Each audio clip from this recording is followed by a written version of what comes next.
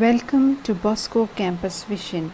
You're watching the campus television channel of Don Bosco College, Kottayam. This lecture is on the prescribed syllabus of 5th semester BA English Literature and Language. Paper is Literary Criticism. In this lecture, we are going to study about literary criticism in the Renaissance. The term Renaissance is of Italian origin, meaning rebirth or reawakening. It stands for the historical rebirth of the 14th, 15th and 16th centuries. The movement initially started in Italy and later spread to France, Germany, England and other European countries. There are two views regarding the Renaissance movement. One view is that the Europeans believed they have discovered the greatness and superiority of the ancient Greek and Roman culture after the Dark Middle Age. The other view is that the Renaissance was not an abrupt movement but had its roots established even during the medieval times, and the movement was one of the gradual progression. There was a revival in the study of arts and literature, sparked by an interest in Greek and Roman literature of the classical age. The classics were reinterpreted by Italian men of letters. The widening of the horizon of knowledge was accelerated by printing technology. The focus of interest in the study shifted from the abstract notions such as God and nature to man. The inherent divinity in the human being, as well as the dignity associated with him, became the subject of study. Literary criticism during Renaissance was tasked with justifying imaginative literature.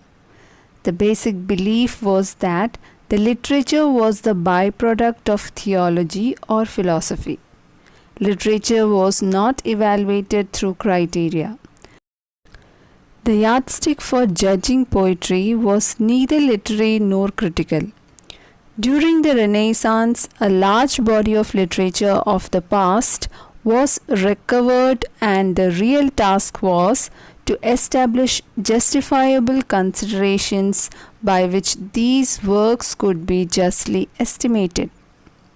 One other task was to seek a just and proper answer to Plato's refutation and objections raised in his Dialogues and the Republic.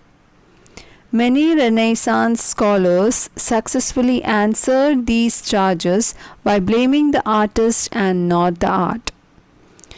Those who abuse art and betray the sacred office of art should be banished from all commonwealth. Renaissance criticism took upon itself the prime duty of uniting and reconciling the best elements in Aristotle and Horace, establishing literary criticism as an independent field of study.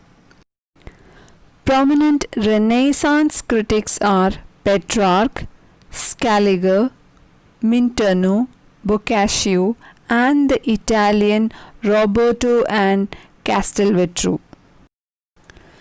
The greatest and most important work of this age is Sidney's Apology for Poetry. Elizabethan criticism exhibits two traits. First, there is in existence a complete body of critical works of the Renaissance. Secondly, it shares several characteristics with the works of other European countries associated with Renaissance.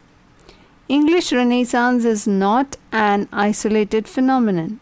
It exhibits a clear line of progression falling into the following demarcations.